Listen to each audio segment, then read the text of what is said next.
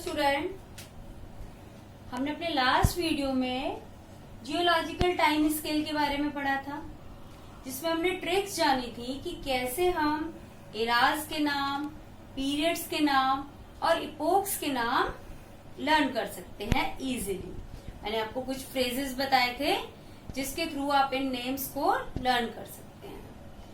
आज हम जानेंगे कि किस इरा के अंदर कौन से एनिमल प्रीवेलेंट थे, कौन से एनिमल्स और कौन से प्लांट्स, और इन इराज का ड्यूरेशन क्या था, यानी कब ये स्टार्ट हुए और कब ये एंड हुए। तो सबसे पहला इरा कौन सा है हमारा? प्री कैम्ब्रियन इरा। तो प्री कैम्ब्रियन इरा जब हमारी अर्थ स्टार्ट हुई, लगभग तभी स्टार्ट हुआ। ये 4.5 बिलियन ईयर्स एगो स्टार्ट हुआ था और इसकी जो ड्यूरेशन थी ये लगभग 4 बिलियन ईयर्स थी, यानी ये हमारा सबसे लंबा चलने वाला इरा था। और जियोलॉजिकल टाइम स्केल का जो पीरियड है उसका लगभग 87% ये प्री कैम्ब्रियन इरा ऑक्यूपाई करता है, यानी कि ये सबसे लंबा इरा था। इस इरा के अंदर ही लाइफ का ओरिजिन हुआ। प्रोकैरियोटिक सेल बनी, यूकैरियोटिक सेल बनी और मल्टीसेल्युलर ऑर्गेनिज्म भी बनने स्टार्ट हो गए। तो जब प्रोकैरियोटिक सेल बनी वो लगभग 3.5 बिलियन ईयर्स एगो पहले बनी। यूकैरियोट सेल लगभग 2.1 बिलियन ईयर्स पहले बनी और जो मल्टीसेल्युलर ऑर्गेनिज्म है वो लगभग 1.4 बिलियन ईयर्स पहले बने। तो इस इरा के स्टार्ट में अर्थ के ऊपर ऑक्सीजन नहीं थी और ओजोन लेयर भी नहीं थी। उसके बाद हमारे प्रोकैरियोट बने, साइनोबैक्टीरिया बने। साइनोबैक्टीरिया ने फोटोसिंथेसिस की प्रोसेस करी जिससे ऑक्सीजन रिलीज हुई और हमारे एनवायरनमेंट के अंदर फ्री ऑक्सीजन ओरिजिनेट हुई। तो इस तरह ये हमारा प्री कैम्ब्रियन इरा है जिसके अंदर प्रोकैरियोटिक सेल, यूकैरियोटिक सेल बनी और साथ में मल्टीसेल्युलर ऑर्गेनिज्म बनने स्टार्ट हो गए और इसी इरा के अंदर हमारी लाइफ का ओरिजिन हुआ। अब हमारा सेकेंड इरा आता है पैलियोजोइक इरा। ये इरा लगभग 540 मिलियन ईयर्स पहले स्टार्ट हुआ और इसकी जो ड्यूरेशन थी वो लगभग 300 मिलियन ईयर्स थी। इसके बाद इसके पीरियड्स भी हैं, इसको हमने 6 पीरियड्स के अंदर इस ड्यूरेशन को डिवाइड किया है, उसके बारे में मैं आपको बताऊंगी अभी। इसके बाद हमारा थर्ड इरा आ जाता है मीजोजोइक इरा। यह इरा लगभग 250 मिलियन ईयर्स पहले स्टार्ट हुआ।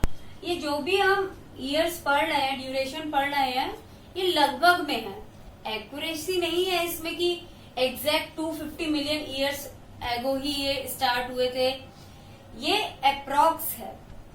तो ये जो मीजोजोइक इरा है ये लगभग 250 मिलियन ईयर्स एगो स्टार्ट हुआ था और इसकी ड्यूरेशन लगभग 185 मिलियन ईयर्स थी।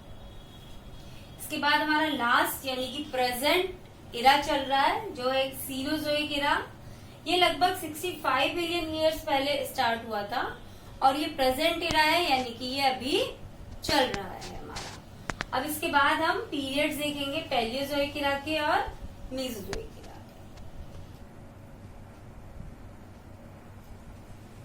तो हमारा जो पैलियोजोइक इरा है उसके पीरियड 6 पीरियड्स के अंदर हमने उसको डिवाइड किया है। फर्स्ट पीरियड है उसका कैम्ब्रियन पीरियड। आप लोगों को फ्रेज याद करना है, उससे आपको इन पीरियड्स का सीक्वेंस लर्न हो जाएगा। तो कैम्ब्रियन जो पीरियड है उसको गोल्डन एज ऑफ ट्राइलोबाइट्स कहते हैं। जो ट्राइलोबाइट्स हैं वो आर्थ्रोपोड हैं जो कि मैराइन होते हैं, यानी कि समुद्र में पाए जाने वाले आर्थ्रोपोड्स। तो कैम्ब्रियन पीरियड के अंदर ये जो आर्थ्रोपोड्स थे, मैराइन आर्थ्रोपोड्स, इनकी बहुत सारी स्पीशीज उस समय प्रेजेंट थी, तो इसीलिए इसे कहा जाता है golden age of trilobites. Second हमारा पीरियड है ऑर्डोविशियन। इसे कहा जाता है एज ऑफ इनवर्टिब्रेट्स, यानी कि जो अकशेरुकी जंतु यानी कि इनवर्टिब्रेट्स हैं, इस एरा के अंदर उनका बहुत ज्यादा डेवलपमेंट हुआ और उनकी बहुत सारी स्पीसीज इस समय ओरिजिनेट हुई। और इसी पीरियड के अंदर आर्थ्रोपोड यानी कि जो लैंड एनिमल है वो डेवलप हुए, और सबसे पहला जो लैंड एनिमल था वो एक आर्थ्रोपोड ही था। और इस पीरियड के अंदर फिशेस भी अपीयर हो गई थी। फिशेस क्या है? हमारी कॉर्डेट है। तो इस पीरियड के अंदर हमारी फिशेस भी ओरिजिनेट हो गई थी, उनका भी डेवलपमेंट हो गया था। तो कैम्ब्रियन पीरियड को कहा हमने गोल्डन एज ऑफ ट्राइलोबाइट्स, और ऑर्डोविशियन को कहा as of invertebrates.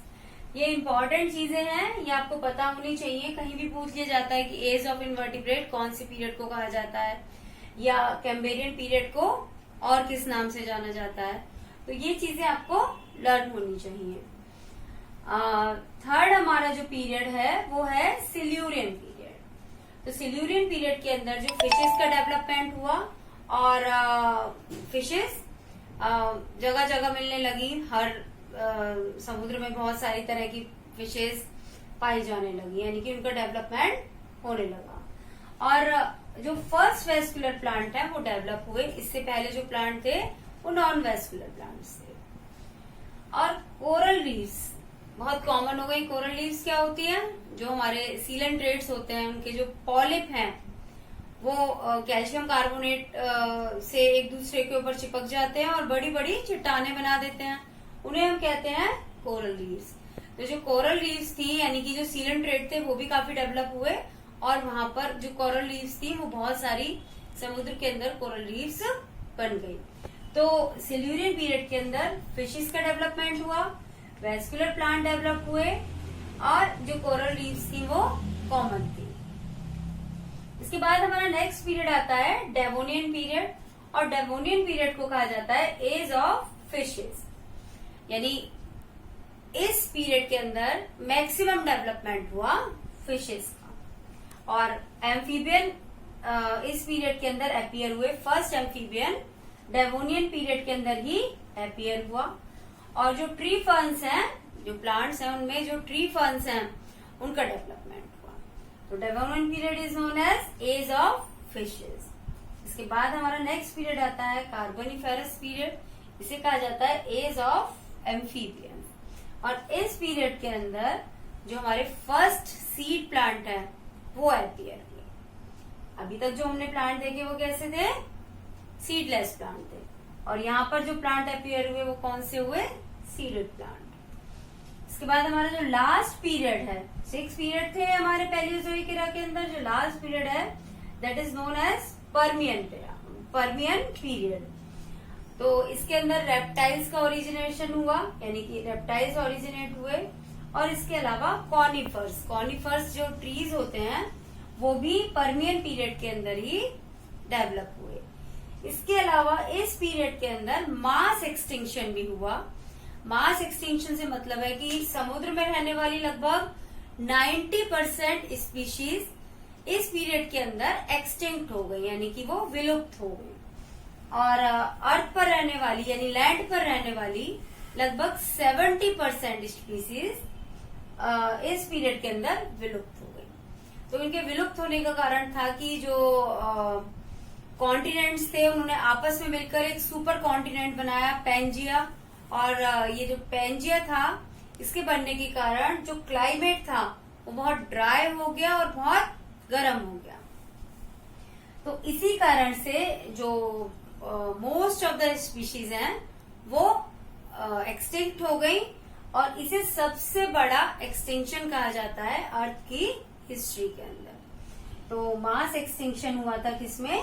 Permian period में। Mass extinction. तो ये पीरियड हुए हमारे पैलियोजोइक एरा के, और इसके बाद हम पीरियड्स देखेंगे मीसोजोइक एरा के। ओके,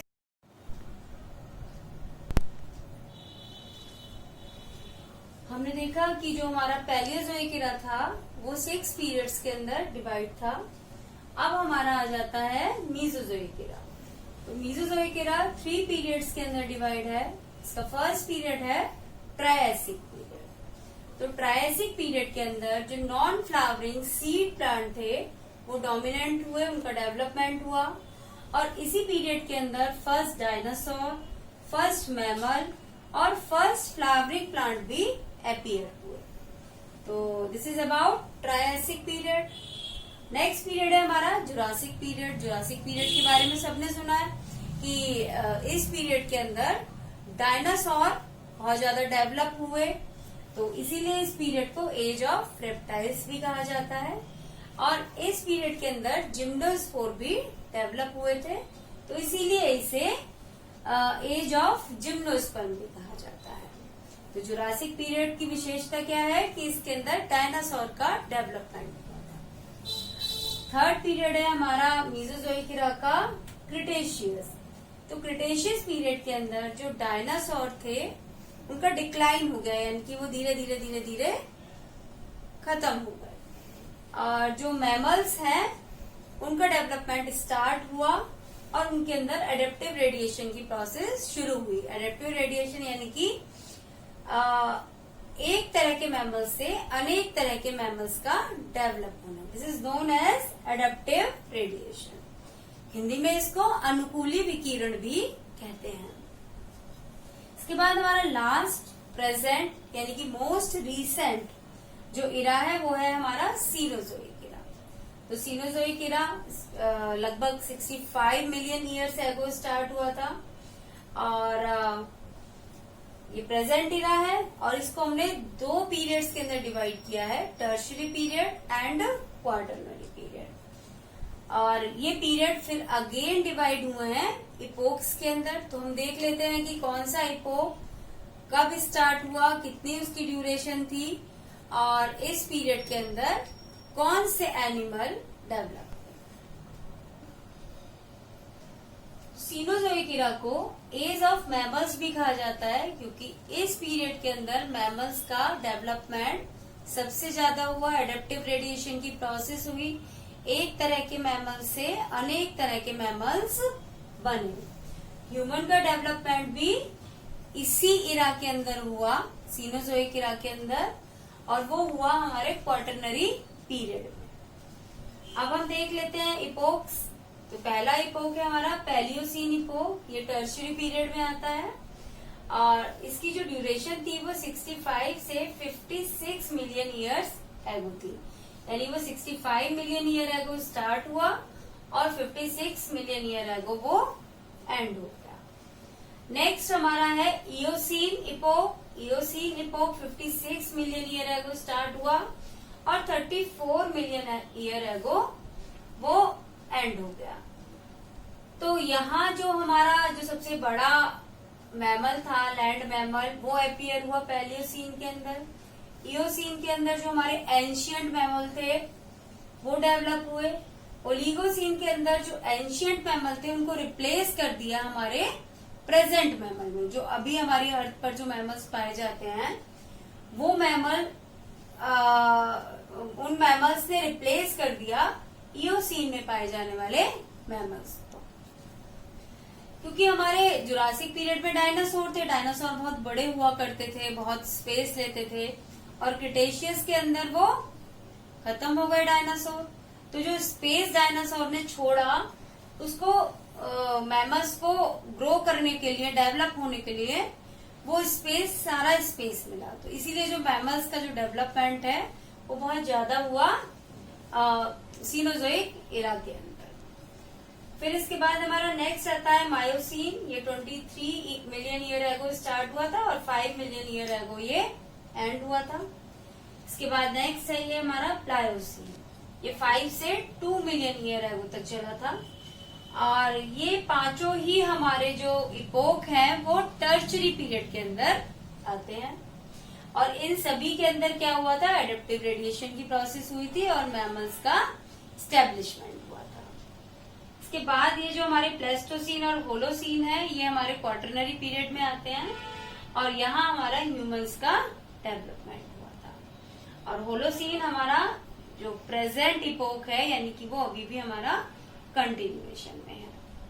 तो इस तरह हमने जियोलॉजिकल टाइम स्केल देखा, उसके इरा, इपोक और पीरियड को लर्न करने की हमने टेक्निक्स देखी, और इयोन जाना कि जो इयोन है वो सबसे लंबा टाइम पीरियड होता है और जो इपोक है वो सबसे छोटा टाइम पीरियड होता है। Eon, era, period and then epoch. उसके बाद हमने देखा कि जो जितने भी हमारे इराज हैं, 4 इरा हैं, उनको अलग अलग हमने पीरियड्स के अंदर डिवाइड किया, और जो सीनोजोइक इरा है उसको हमने उसके पीरियड्स को हमने इपोक्स के अंदर भी डिवाइड किया, और उनका हमने ड्यूरेशन भी देखा, और हमने देखा कि किस पीरियड के अंदर कौन से एनिमल फ्लोरिश हुए ज्यादा और उनको क्या नाम दिया गया। These are important. जहां भी आपको बताया गया this is the age of reptiles, this is the age of invertebrates या ट्राइलोबाइट्स या फिशेस, तो ये सारी चीजें आपको लर्न होनी चाहिए कि किस पीरियड के अंदर कौन से जो एनिमल है उनका वो फ्लोरिश हुए, उनका फ्लोरिशमेंट हुआ। तो इस तरह आपका ये जो टॉपिक है ये पूरा हुआ, और नेक्स्ट में हम ह्यूमन इवोल्यूशन के बारे में पढ़ेंगे। Okay, thank you and have